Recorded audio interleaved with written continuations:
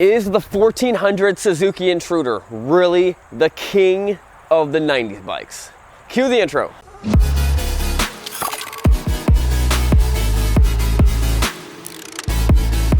What's up guys, I'm Sean from Srkcycles, and yes, the Suzuki Intruder 1400 is the king of the 90s bikes. And this is one of the cleanest, nicest specimens I've ever seen. I saw it at an auction and I had to buy it no matter what it costs.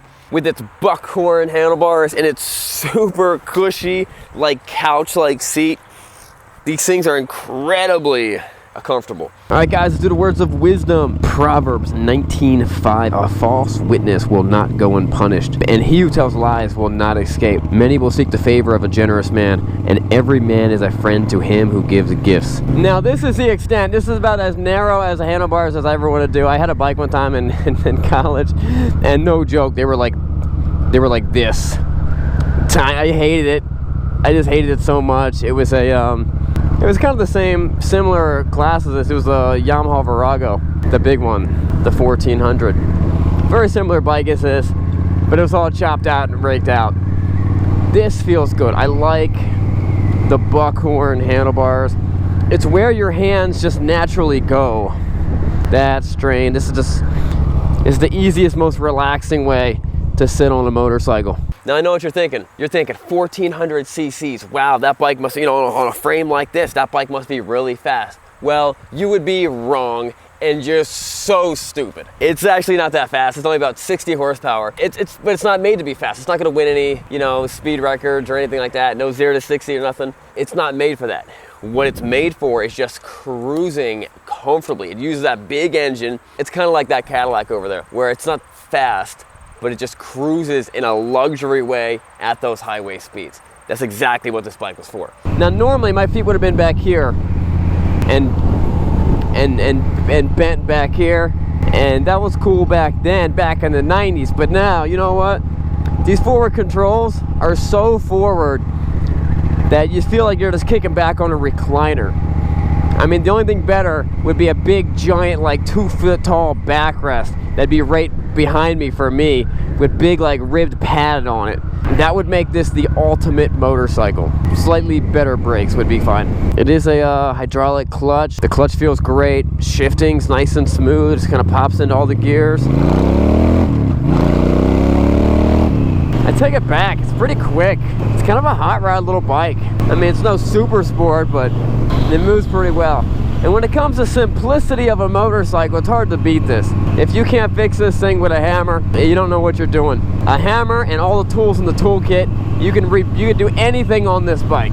It's very surprising that, this bike being as old as it is, these marker lights are not broken or scratched or beat up or just like dangling and held together with duct tape, which is really, really common for these things because that rubber breaks and people are like, let's put duct tape on it. Permanent solution.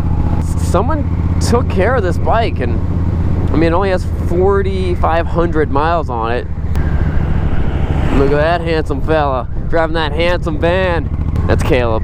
Now, when it comes to the styling of this bike, this thing's straight out of the late 80s. Skinny tank, small frame, got that nice rake to it. It's just a classic late 80s bike. And if you were getting into motorcycle riding, if you were riding bikes and you're in the mid 2000s, you would see something like this and be like, oh, it's so ugly, it's so dated, and you wish you had one of those new wide bikes. That was the big thing. Look at the boulevards and the big wide bikes. That's kind of still the thing right now. But because styles come back, this style is coming back, and this is also super retro. So that skinny tank is cool again, and this bike is once again awesome. So I know what you're thinking. You're like, but does it handle?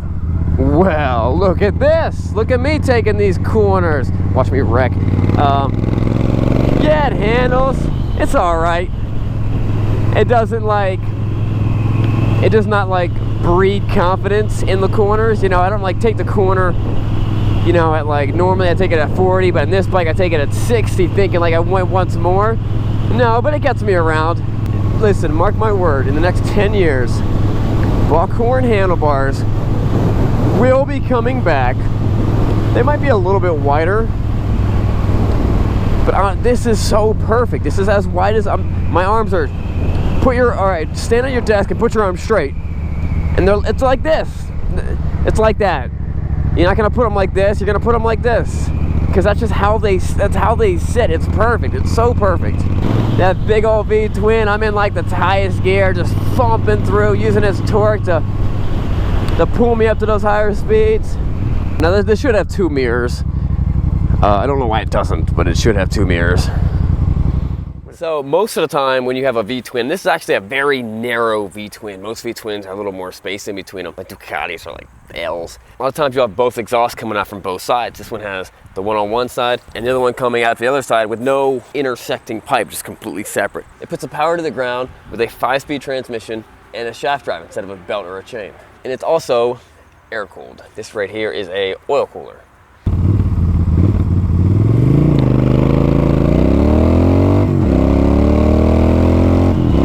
Now, hey, that wasn't that bad. That was all right.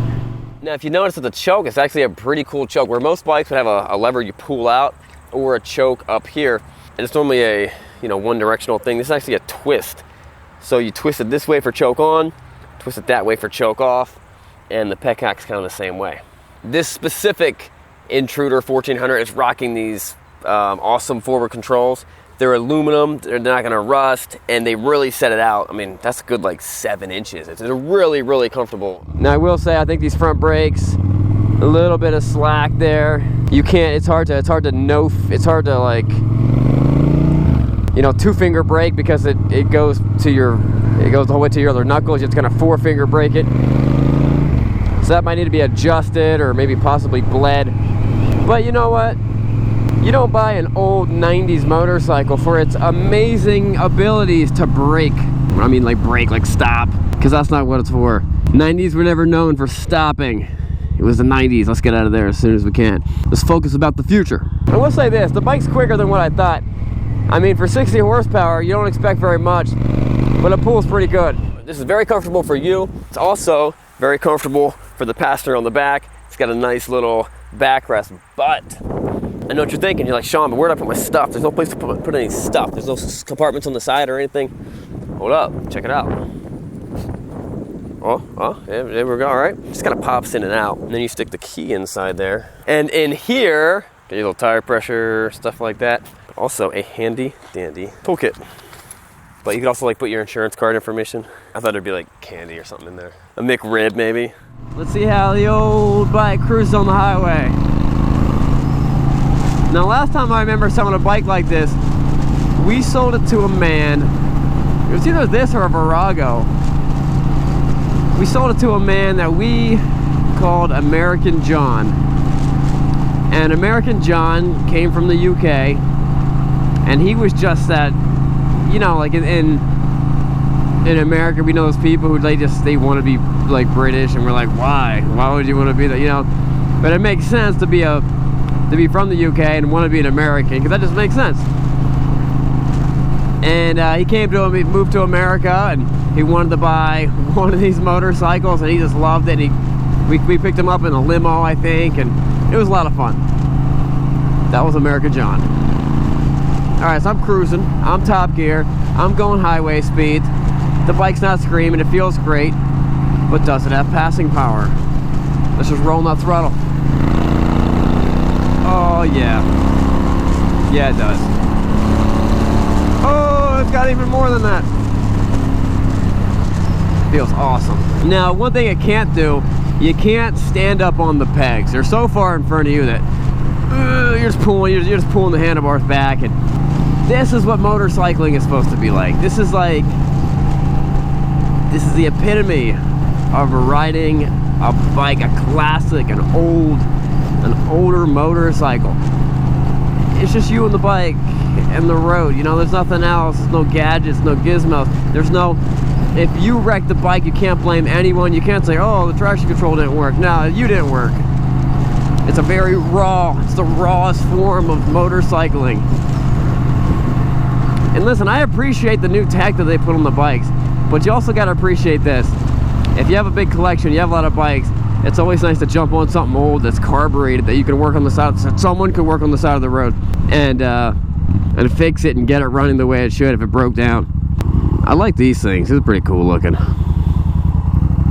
Now it idles great. It'll idle fine until it does, and then it just stops idling. I'm not sure what that, maybe just need some gas run through it, honestly. A lot of times when you have aftermarket forward controls that are this far out, they kind of feel a little bit sloppy. You have to move your whole leg to shift it.